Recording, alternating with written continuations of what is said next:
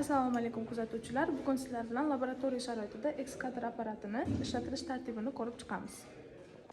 Buning uchun bug'doy donini tanlab oldik va buni massasini o'lchash uchun avval tarani o'lchab olishimiz kerak. Tarozini nolga keltirib, tarani massasi va nolga keltirgan holatda bug'doy donini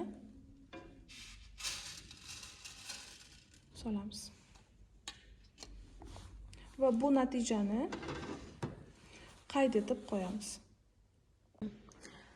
Ekskavatorning ichida odatda namlikni yutuvchi modda desikant joylashtiriladi va desikant sifatida asosan kalsiy xlorid, silika gel yoki fosfor pentaoksidi ishlatiladi.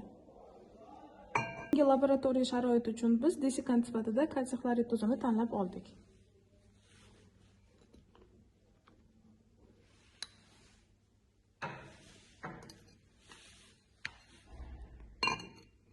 Va endi quritilishi kerak bo'lgan moddani joylashtiramiz.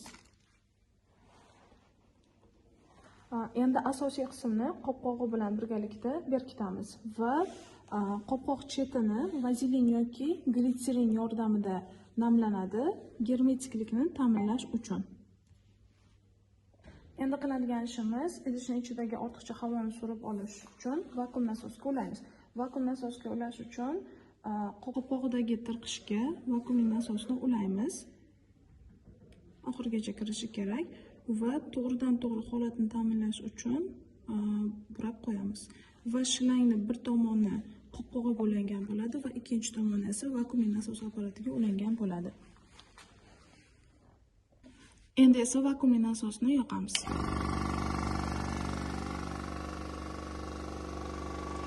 Va shu holatida moddaning miqdoriga va tarkibiga qarab keraklicha muddatda qoldiriladi. Vakuum holati hosil bo'lgandan keyin jo'mragini buraymiz va vakuum nasosni o'chiramiz.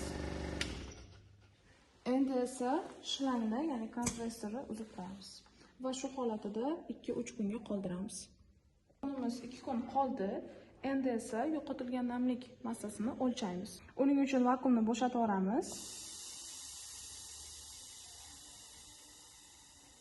Va endi ochamiz.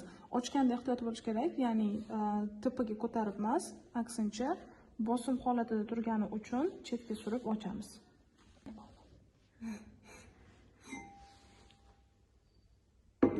Endi donimizni yo'qotilgan massa miqdorini o'lchaymiz. Uning uchun tarozini birinchi tarini o'lchaymiz. Nolga keltiramiz. Va endi quritilgan modda miqdorini o'lchash uchun donimizni ikkinchi taraga qo'shamiz.